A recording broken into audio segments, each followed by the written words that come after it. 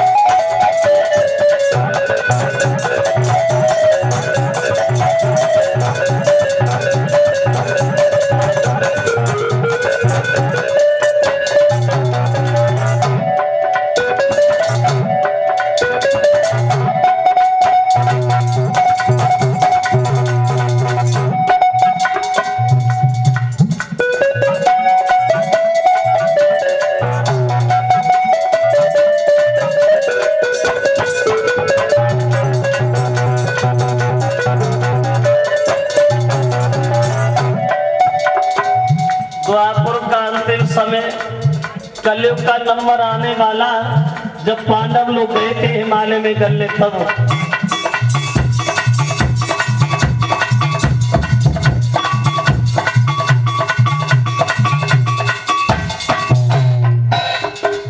गए हैं हिमालय में।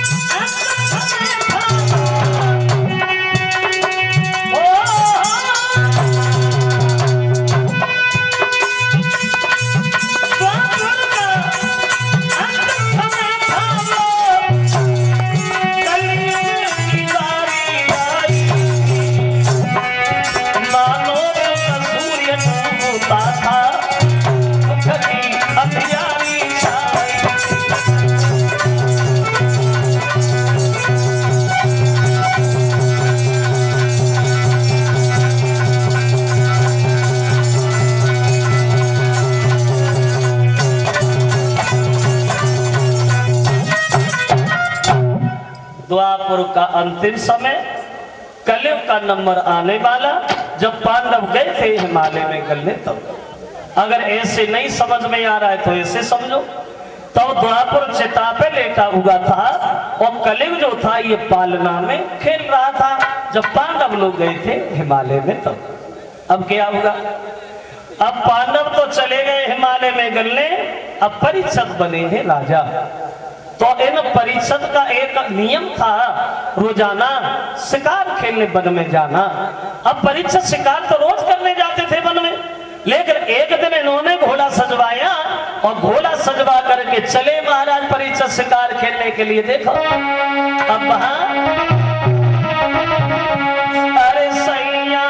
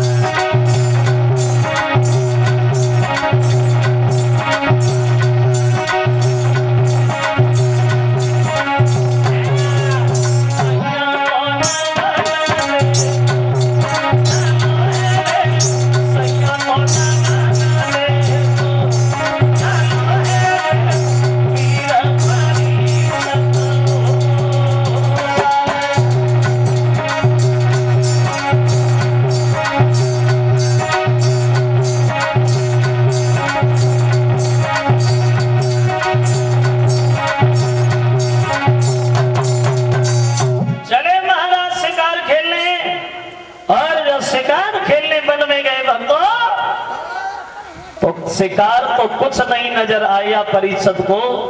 अब परीक्षित ने सामने से घटना घटते हुए देखी। क्या देखा कि सामने से एक गाय भागती हुई आ रही है। गाय, और वो गाय चिल्ला रही है, रभा रही है, और कुछ देखा, उस गाय के पीछे एक बैल भाग रहा है जो एक पैर से लंगड़ा रहा है, और गाय और बैल के पीछे एक बधिक हाथ में डंडा लिए हुए दोनों को मार रहा है, दोनों को भगा रहा है। तो परीक्षित ने जब ये दृश्य देखा तो परीक्षित खड़े होकर शिकार खेलना तो भूल गए, मन में विचार करने लगे, परमात्मा ये मैं क्या देख रहा हूं? अगर अर्जुन चले गए, कन्हैया चले गए, तो इसका मतलब ये तो नहीं हुआ कि दुनिया में कोई बहादुर नहीं रहा। जिस गाय को हम लोग हिंदुओं में मां मानते और जिस गाय की हम लोग पूजा करते और उसे माना है, गलत होना है। हम इसके हाथ को नहीं छोड़ेंगे जो इसने गाय पे चलाया है, हम इसके हाथ को धड़ से उखाड़ देंगे जो इसने गाय को ऊपर उठाया है। अब गाय और बैल की रक्षा करने के लिए परीक्षित आगे बढ़े हैं। क्या दशा है गाय और बैल की? देखो, दूर से देखा परीक्षित ने, वो गाय जो है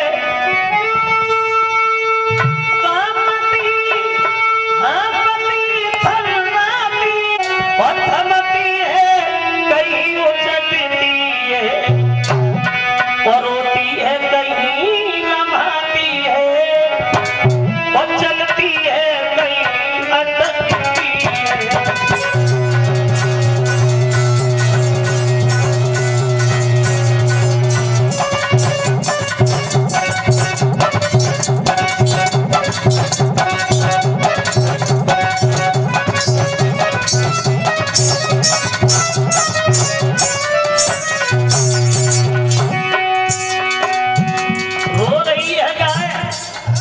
रभा रही है गाय, चिल्ला रही है गाय, एक बैल भी भाग रहा है, एक पैर से लंगड़ा रहा है और उसे पीछे से एक आदमी मार रहा है, दोनों को भगा रहा है।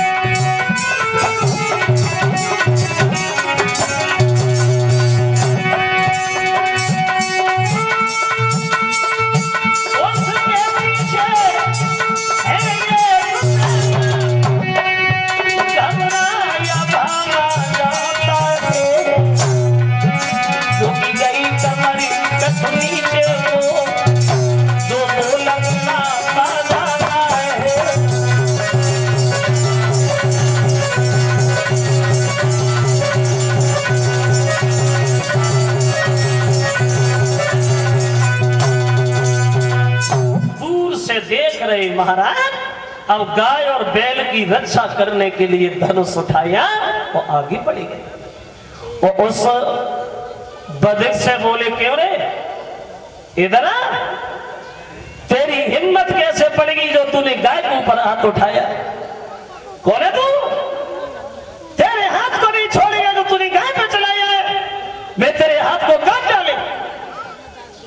जब ये कहा तो गाय के दिल में थोड़ी तसल्ली आई। अब वो गाय आगे बढ़ी और आगे बढ़ के मानव की भाषा में परीक्षित से बोली, महाराज सुनो,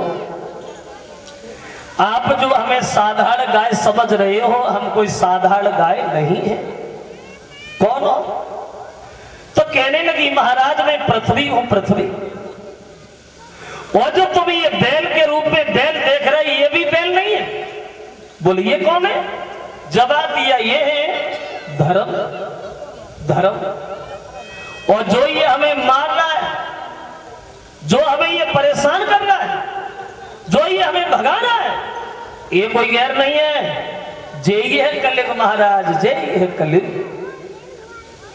पृथ्वी बोली, प्रभु सत्य त्रेता द्वापर में हमारी बहुत अच्छी गुजर हो रही थी, लेकिन इस कलयुग ने आते आते हमारे सारे चरणों को तोड़ डाला। महाराज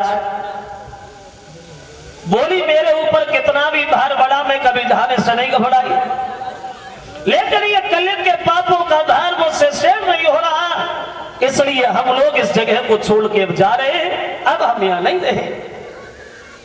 तो परीक्षित ने जब ये सुना कि जा रहे, तो परीक्षित बोले, ऐसा क्या होगा जो तुम लोग जा रहे हो? बोले, अभी तो कुछ नहीं हुआ, लेकिन आगे जो वक्त आएगा, आगे जो समय आएगा, उसमें सब कुछ बदल जाएगा। अभी तो हमारा ही नंबर आया है, अभी तो हम ही पिट रहे हैं, लेकिन आगे जो वक्त आएगा उस समय सब कुछ बदल जाएगा। भगवान अब बोली कि कुछ दिन के बाद जमाने की अब हवा बदलने वाली है और धर्म बता रही है धर्मन की सबसे आखिरी रहने वाली है।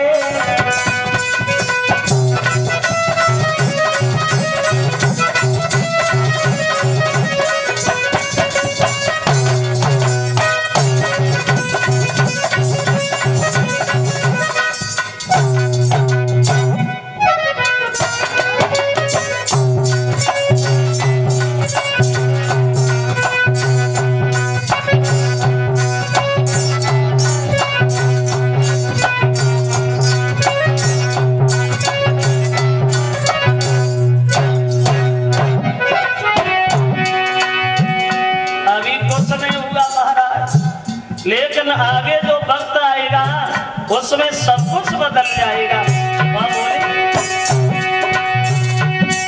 आगे जो समय आ रहा है बेटियां न कोई जानेगा, छत्री कायर हो जाएंगे, इधर धमकी दिखलाएगा।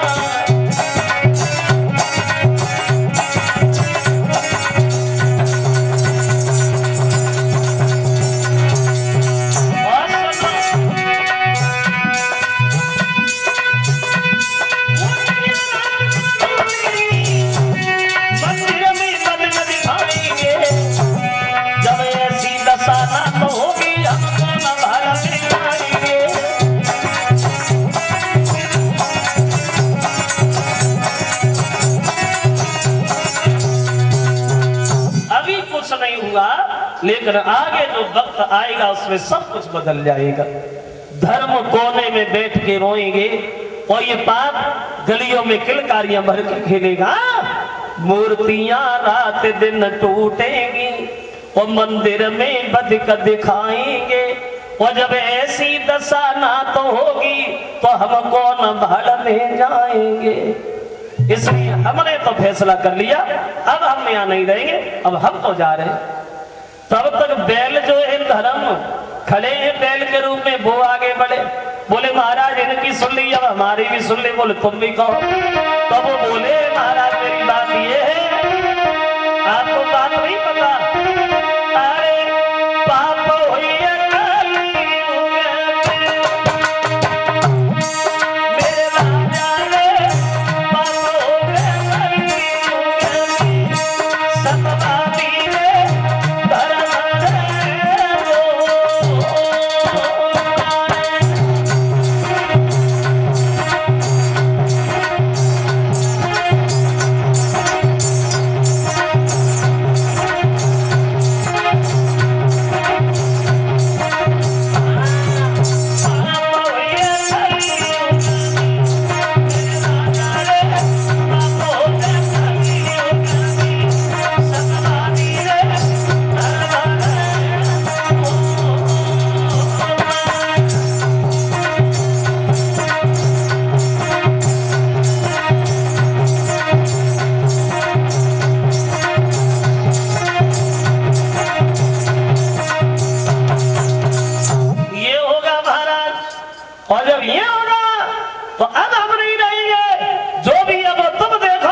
अब हम तो गए।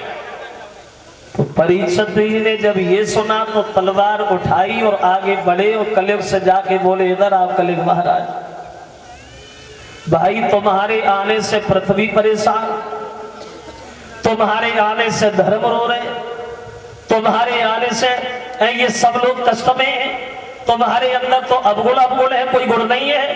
तो ऐसे अवगुणी आदमी को समाज में जिंदा रहने का हक है? तैयार हो जा मरने को, हम तुम्हें मार देंगे और जब तुम मर जाओगे तो दोबारा सत्य आ जाएगा, सारी बीमारी खत्म हो जाएगी और चिंता भी खत्म हो जाएगी, तैयार हो जा मरने। तो कलियुग ने जब ये सुना कि मार देंगे तो कलियुग बोला प्रभु अगर मार दोगे तो मार दो, अगर मार ही रहे हो तो मार दो, लेकिन मारने से पहले एक हमारी बात और सुन लो। क्या सुनो? तुम ये क्यों भूल रहे हो प्रभु कि भगवान ने दुनिया में ऐसी कोई भी वस्तु नहीं बनाई जिसके अंदर गुण और अवगुण दोनों मौजूद न हो। कोई भी चीज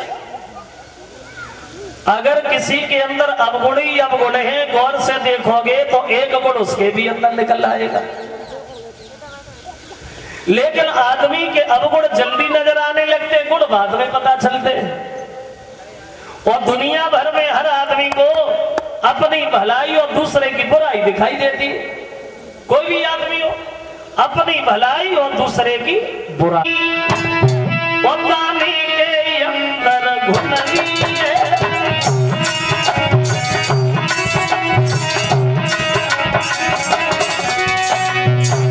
एक परिक्रमा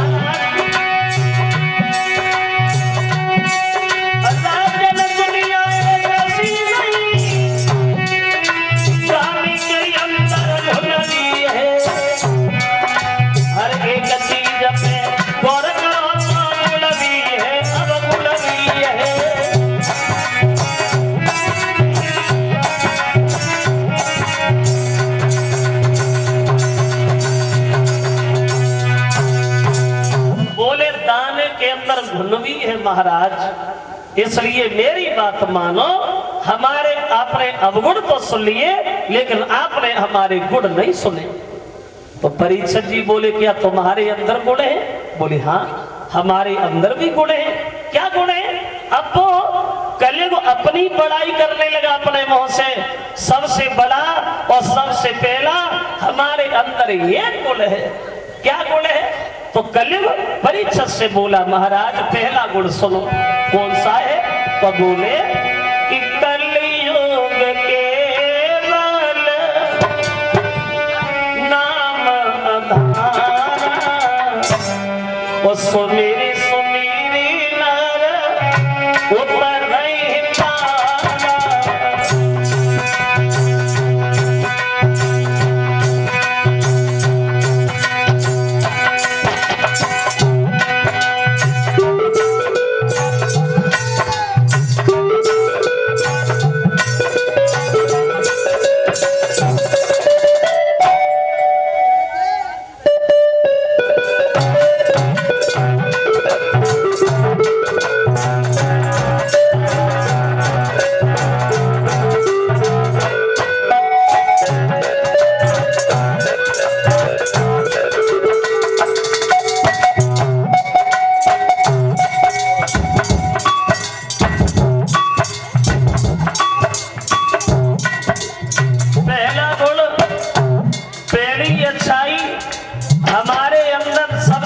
ये है परीक्षित महाराज।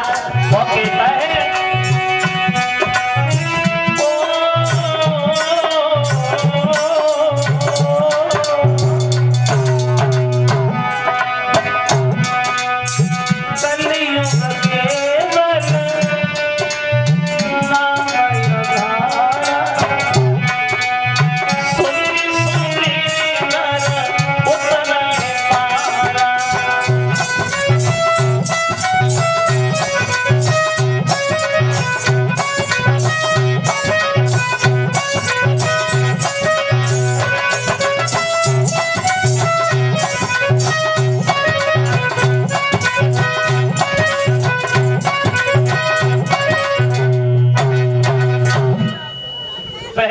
हमारे अंदर ये है कि कलयुग केवल नाम आधारा, और सुमेरे सुमेरे नर उतरे पारा।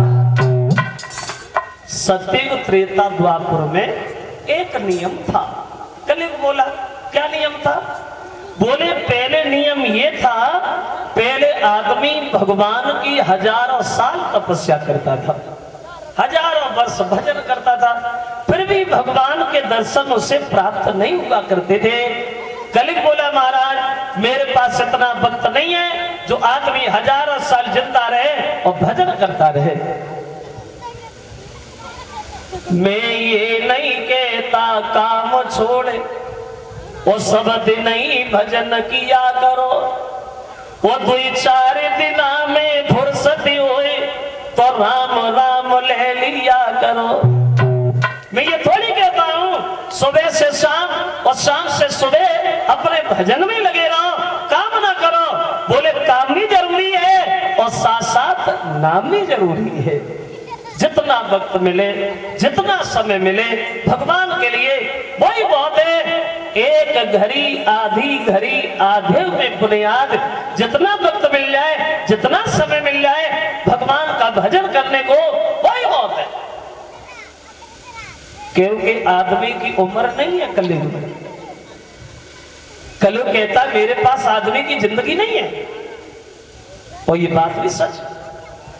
आप यहां से अंदाज लगाओ, सतयुग में और कलयुग में इतना अंतर आ गया। सतयुग में पहले मां के गर्भ में बच्चा ठहरता था 500 साल। सतयुग में मां के गर्भ में बच्चा रहता था 500 बरस। तब आदमी की उम्र थी हजारों साल की। तब आदमी हजारों साल जिंदा रहता था। 10,000 साल तपस्या करी, 2,500 साल साधु के घरे रहे, 2,000 साल ससुराल भी बने रहे। तो वो अब वक्त यहां तक आ गया, अब वो समय घटते घटते घटते घटते यहां पहुंच गया। अब कलयुग में मां के गर्भ में बच्चा कितने दिन रहता है? 9 महीना। सतयुग में 500 साल और कलयुग में 9 महीना। अब तो वो भी समय कम हो रहा है, वो भी घट रहा है।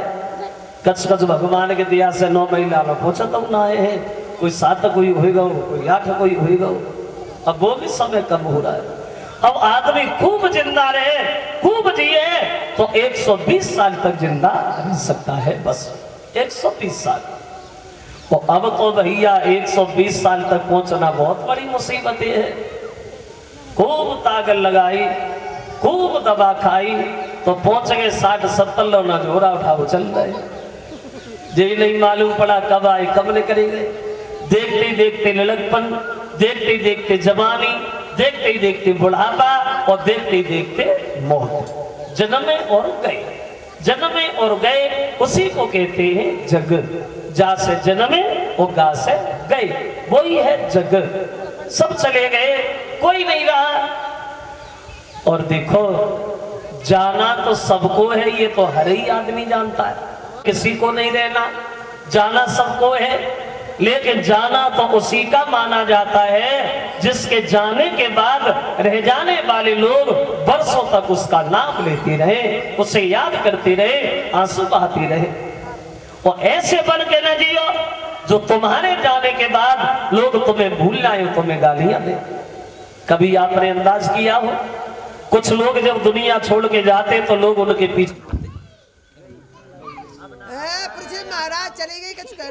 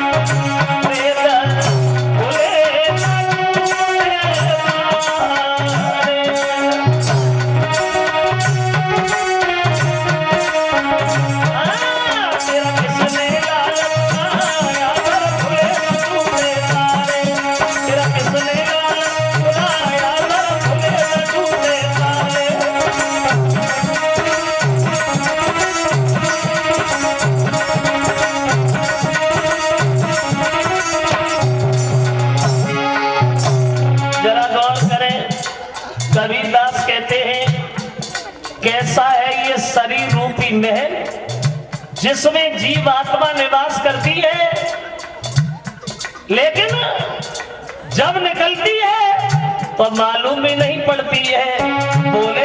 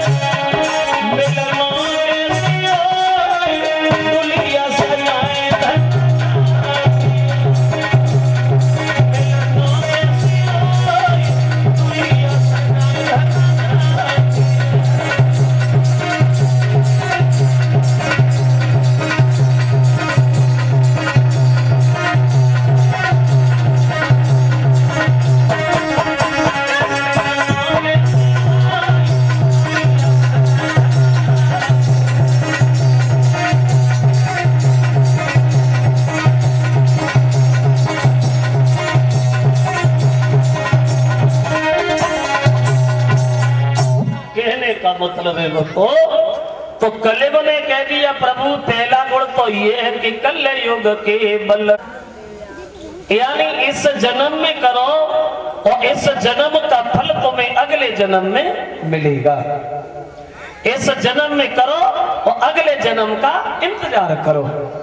कले बोला प्रभु मेरे पास इतना वक्त कहाँ है जो इस जन्म में करो अगले जन्म का इंतजार करो। बोले नहीं, अभी करो, अभी भरो, ताके बाद ही मरो और ता से पहले मन करो। जो कुछ है वो यही है। और बताओ, बोले और बताओ। बोले तीसरा गुण और अच्छा है, वो क्या है सुनो। पहले एक बात और थी महाराज, सत्य त्रेता द्वापर में अगर तुमने किसी के प्रति मन में कोई भी गलत बात सोची कोई तो वो मन सा पाप लग गया, यानी सोचना भी पाप था। कलयुग लगा हमारे पास कुछ नहीं है पापा। जब तक तुम खुले तौर किसी की बात कहोगे नहीं, जब तक मुंह से कोई बात गलत बोलोगे नहीं, तब तक कोई पाप ही नहीं लगेगा। और कलयुग कहता है प्रभु सुनो कि सतयुग में सोच लिया तब मनसा पाप कहाता है।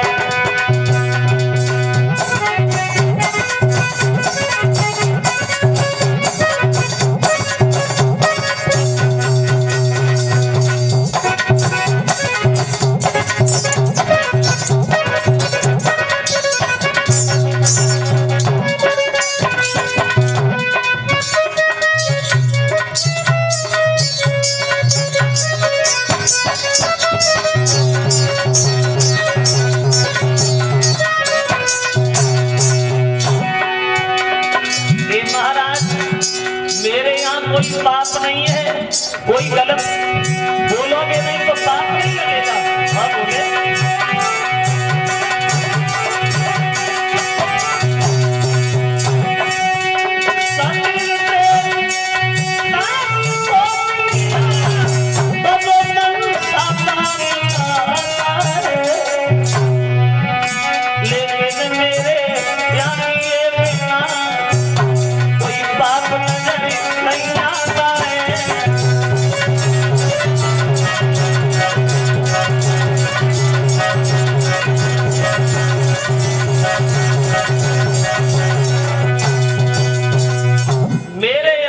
पाप नहीं।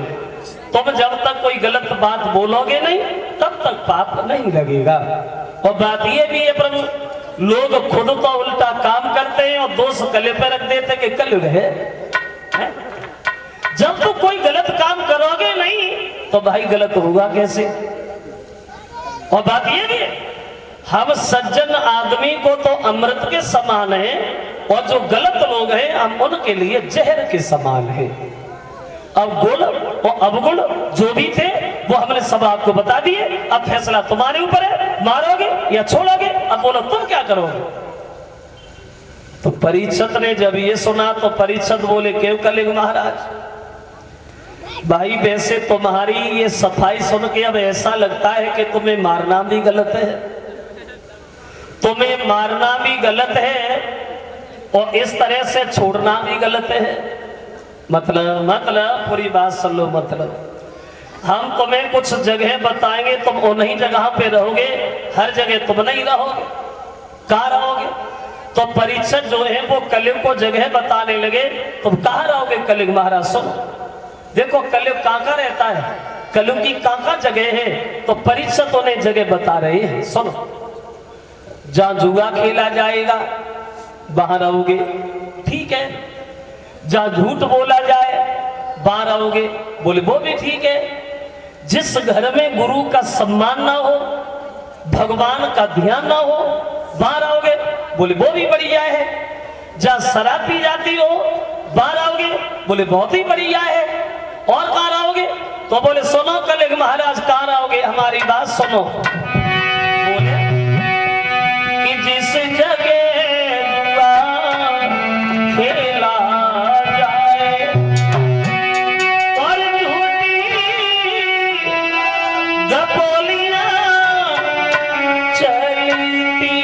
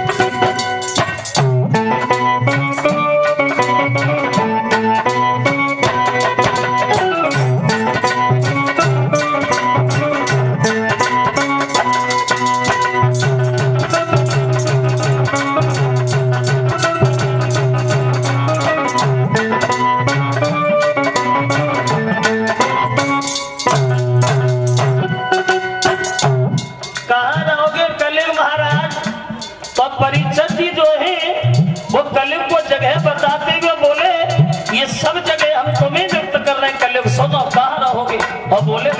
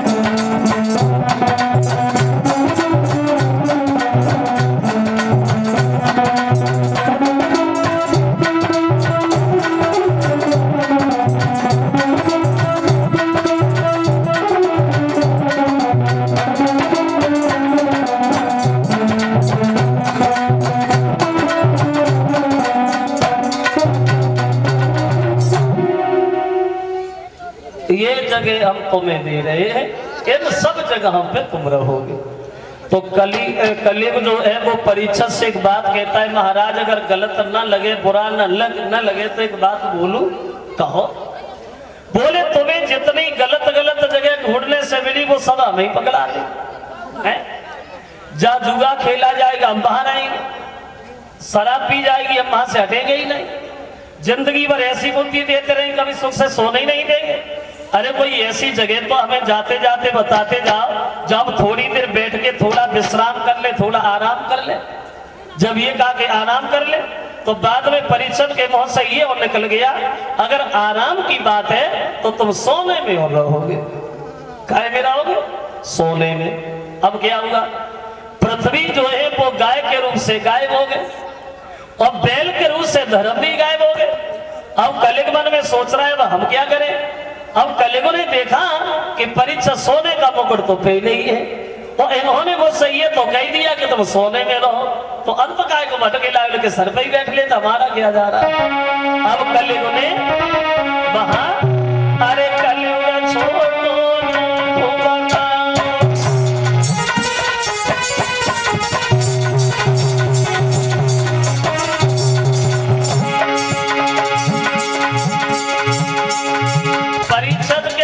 सवार हो गया।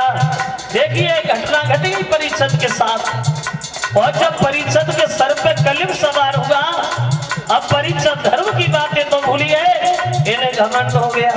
घमंड। अब प्यास लगी तो पानी की तलाश करने लगे वन में, आगे बढ़े।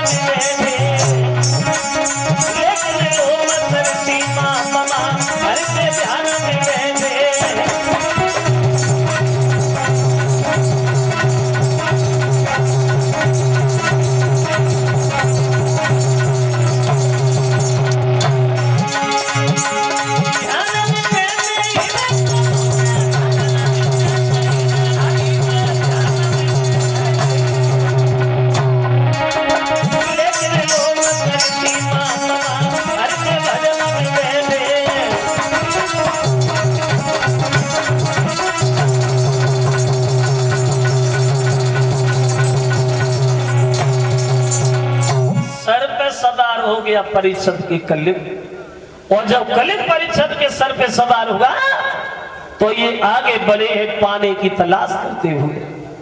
तो महात्मा लोमस ऋषि के आश्रम पे पहुंचे परिषद जी, और जब महात्मा लोमस ऋषि के आश्रम पे पहुंचे हैं तो क्या देखा परिषद ने कि महात्मा के बंद किए हुए बैठे भजन कर रहे। अब परिषद ने ये नहीं सोच पाया ये भजन कर रहे हैं क्योंकि कलियुग सर पे ही बैठा है, सोचने की क्षमता ही नहीं। अब परिषद के दिल में एक दूसरी बात आई। परिषद ने सोचा लगता है इस महात्मा ने हमें देख के अपनी आंखें बंद की है, इस महात्मा ने हमारा अपमान किया है। तो खड़े होकर के कहने लगे द्वार पे के महात्मा जी हम कोई अंधे नहीं है, कोई कुरूप नहीं है, दुनिया भर के लोग हमारा सम्मान करते क्योंकि हम सम्राट राजा हैं, और हम तुमसे कोई भीख मांगने नहीं आए। अरे प्यास लगी तो पानी खोजते खोजते चले आए, लेकिन तुमने हमें देख के आंखें बंद की, तुमने मेरा अपमान किया, तो हम तुम्हारा सम्मान कैसे करेंगे? हम भी तो तुम्हारा अपमान करेंगे। और खड़े खड़े मन में सोच रहे परिषद द्वार पे विचार कर रहे, अरे मान नहीं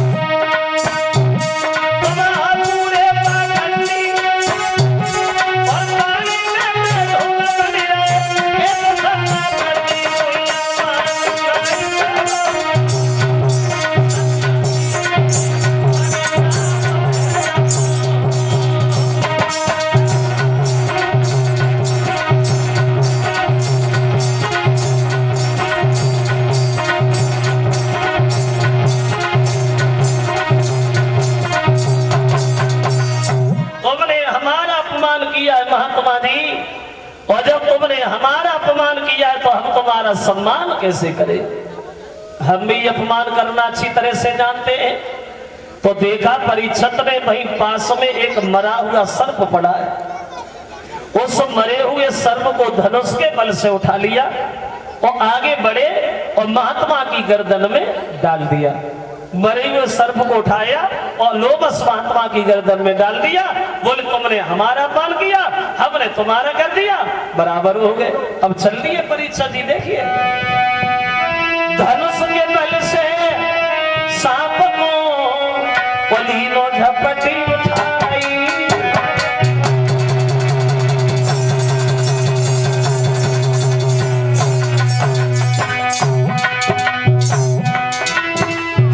लोमस ऋषि की गर्दन में सांप दौड़ लगाई। मरे हुए सर्प को उठाया और महात्मा की गर्दन में डाला।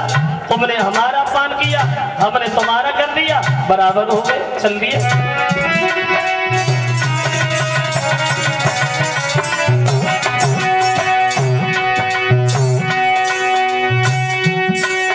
महाराज फेरे भोला में भय सदा, बीच में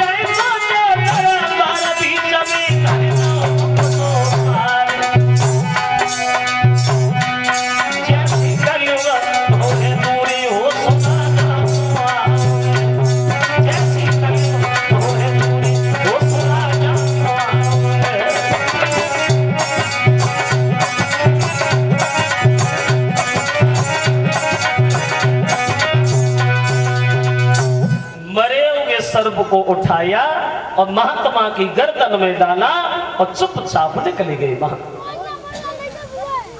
और जब घर पे गए, सर से मुकुट उतार के अलग रखा, तब वो कलयुग दूर हुआ। तब परीक्षित जी को होश आया तो परीक्षित बैठे की बैठी रह गए। मन में सोचने लगे परमात्मा ये मैंने क्या कर दिया? मैंने महात्मा का अपमान कर दिया, मैंने महात्मा की गर्दन में मरा को सर डाल दिया।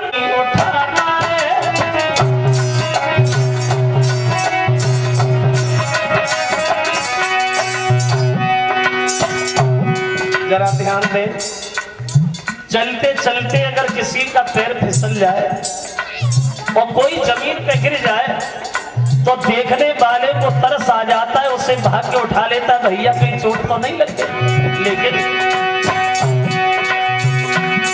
कोई ठोकर से गिर जाता है, उसे कोई ना कोई उठाता है। जो नजरों से गिर जाता है उसे कोई उठा नहीं पाता है।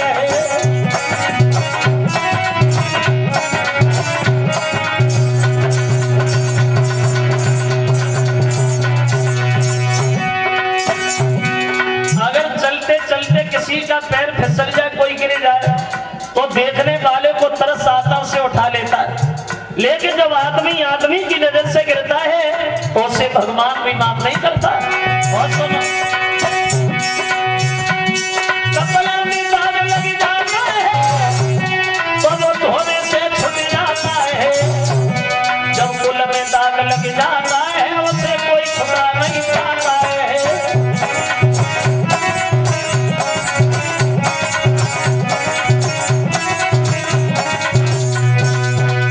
कहने का मतलब है श्रोता बंधुओं, परीक्षा जी पछताए तो बहुत, लेकिन पछताने से इन्हें प्राप्त कुछ नहीं हुआ।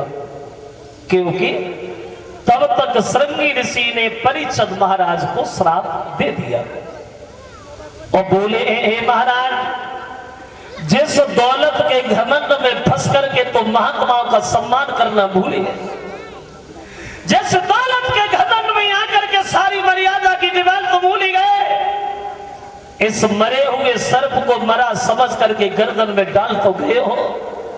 ये सर्प समाज की नजरों में तो मरा है, लेकिन ये सर्प आज के 7वें दिन जिंदा होगा और तुम जहां मिलोगे वही तुम्हें डस लेगा, जिससे तुम्हारी मौत हो जाएगी। ये श्राप दे दिया, ये तक्षक नाग तुम्हें खाएगा, जिससे तुम्हारी मौत निश्चित है। और वो सर्प जो है वो गर्दन से उठ निकाला और दूर फेंक दिया। आंखें खोलो, जिसने तुम्हारा अपमान किया, मैंने उसे श्राप दिया। परीक्षित आज के 7वें दिन दुनिया में नहीं रहे। तो महात्मा लोमस ने जब ये शब्द सुने तो कहने लगे, बेटा तुझसे तो भूल हो गई। इसमें परीक्षित का दोष थोड़ी था। अरे वो तो एक महात्मा जैसा राजा है पुत्र, लेकिन अब ये श्राप वापस तो नहीं होगा। दोषी तो वो था जो उनके सर पे बैठा था। एक काम करो, तो परीक्षित को खबर भेज दो, हो सकता है परीक्षित अपने बचने के लिए कोई ना कोई उपाय ढूंढ ले। अब देखो, श्राप दे दिया महाराज परीक्षित। ये एक हार हमारे करीब आया है। ये ऋषभ कुमार और विनय यादव, ये पुत्र अजीत यादव, उन ऋषभ और विनय की तरफ से एक हार हमारे करीब आया है।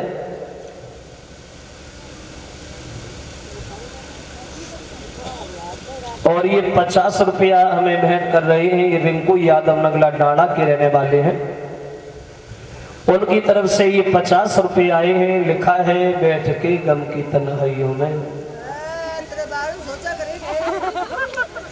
चलो देखेंगे, सुना देंगे अभी थोड़ी देर में। अभी इंतजार करो, इंतजार जरूरी है, थोड़े इंतजार कर। आनंद लीजिए।